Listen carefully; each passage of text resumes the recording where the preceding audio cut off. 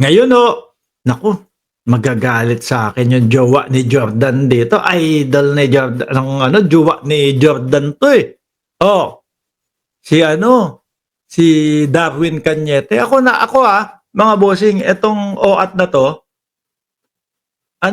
nakilala ko lang naman 'to dahil sa mga Duterte, eh. Pero hindi ko pa nami-meet or else nakikita ko lang yung kanyang mga post, mga kababayan, 'no? Um, Alam ko siya din yung lawyer na kalaban ni De Lima.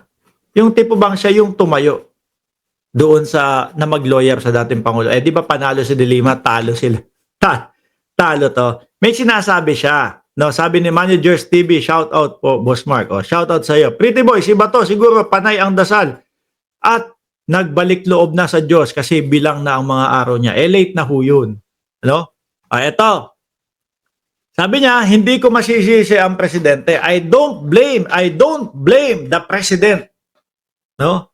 His SOCMED practically collapsed because his pretenders are amateurishly substandard compared to the OG vlogger. Tayo yata yung pinaparinggan nito sino yung mga OG na mga vlogger? Sila Banat Bay? Yung mga nagtatago sa batas? Nagtatago, di ba? Yung mga tad-tad ng kaso? Yun ba yung mga OG? O mga OGAG vloggers? Yung mga umaamin doon sa kongreso, yun ba yung mga OG? Natanga po ako?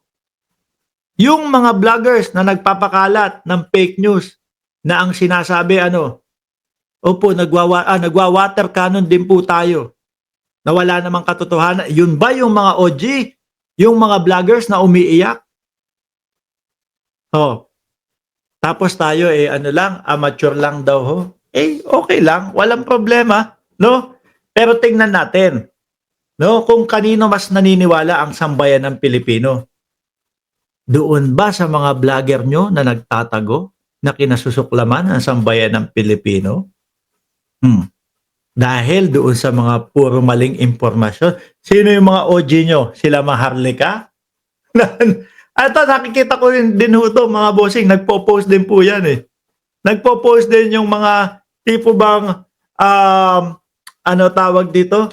Yung basta agree sa mga Duterte, pinopost niya ho, no? Kahit alam niya, sablay.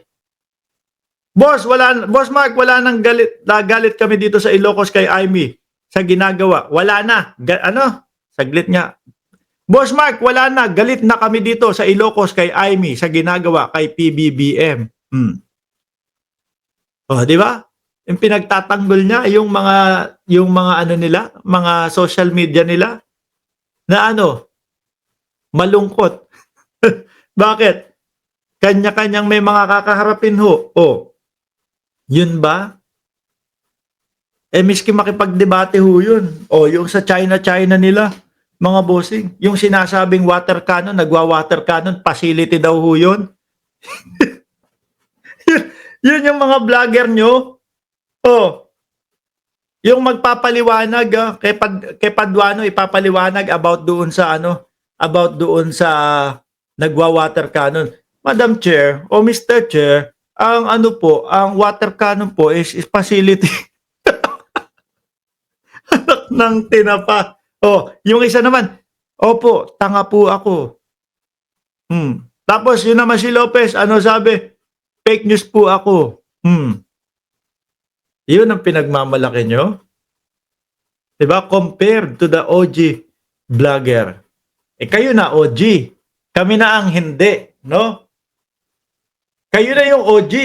Kami na lang yung nagpapakalat ng mga balita na saktuhan lang at walang fake news, mga kababayan. Sabi ni Cesar Maltizo, kung totoo ang pinagsasasabi ng mga Duterte vloggers, ay humarap kayo sa TRICOM, taong bayan, para patunayan ang pinagsasasabi nyo. Koreko. Sabi ni JJ Bar, OG at Kojik, di ayos na, maputi. Di ba?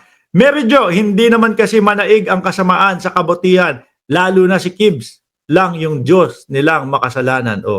Boss, palitan na ng Duterte, apelido ni Amy. Pwede din, Baka gusto niya, di ba, Sir Scrimber? Wala na yan si Amy.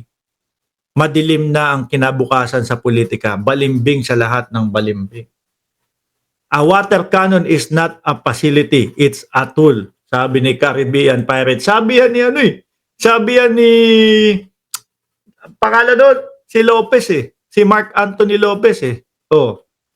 Tama ba Mark Anthony Lopez? Mark Lopez. Ano apelyido doon? Tama di ba? Mark Lopez. Oh. Nagpapaliwanag. Mr. Chair, ang water cannon po is a facility. Ay, hindi. Ganun si Paduano.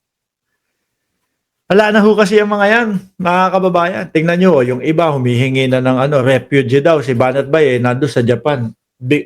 As if naman bigyan sila nun.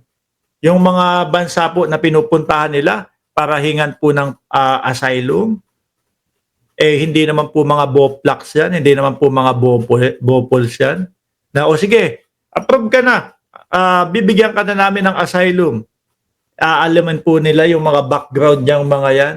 Diba? Tingnan nyo yung mga vlogger nila. Pulboron video, sablay. Isang linggo, pagkatapos nilang ilabas, hindi na ho pinag-uusapan. Meron yung binag, pinangakuan yung mga DDS ng ano daw ho, mga bossing, ng USB. Anak ng tinapa, hanggang ngayon ho, hindi na ilalabas yung USB. Atat na atat silang pabagsakin ang Pangulo, pero yung mga ebidensya na sinasabi nila, hindi nila mailabas. Ano ba yun? Diba? Nanloloko lang ba kayo? Di ba? Kabaliktaran po yung kanilang mga kilos doon sa sinasabi nila. Bukas, Bongbong Marcos, wala ka na sa posisyon mo dahil ilalabas namin ito. Hanggang ngayon, wala pong linalabas, mga kababayan. Di ba? Matatapos na ho o nasa kalagitnaan na ho ang Pangulo, hindi nyo pa din po napapabagsak. Yung mga vlogger ninyo, paulit-ulit, tara mag-EDSA tayo. OG ba yun? Walang mapapunta doon sa EDSA? Ilan lang? Sama mo na dyan sa OG nyo, si Calvolares, si Morales. Sama mo na doon sa OG ninyo, ano pangalan nun? Si Dado. Na pagkatapos kasuhan, biglang naging ice cream vlog na lang. Ang sarap po ng ice cream sa dito po sa Baguio. Kayo na ang OG. Sa inyo na. Pero, kung titingnan nyo naman po, mga kababayan, kanino naniniwala ang taong bayan? Di ba? Sino ang pinapaniwalaan ng taong bayan? Sabi ni Mary Jane Tolentino, meron pang chance si Bato kay Lord.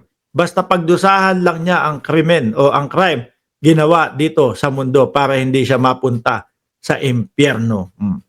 Sabi ni Nab, hindi nyo ba halata naman ng Aimee ay feeling teenager? Ewan natin. Parang ang tingin ko talaga, mga kababayan, parang para riding in tandem yung dalawa . Delmar Pangilinan, mga sinasabi nila hanggang ngayon, dyan pa rin sila patuloy sa fake news. Dapat naparusahan. Yung mga vlogger na sinasabi nito yata, yung mga santambak ho yung kaso. Di po ba? Yun ang OG sa kanila. Yung santambak ang kaso at at puro fake news ang pinapakalat. OG, ang hihina nyo namang mag-edit ng video ng Pangulo. Halatang halata ng sambayan ng Pilipino. Mga kababayan, mga boss chief amo sir, bago tayo matapos, isa munang bagsak ho. Suled! Diyan sa comment section, suled! Magpapaalam na ho ako. Maraming salamat and God bless po sa ating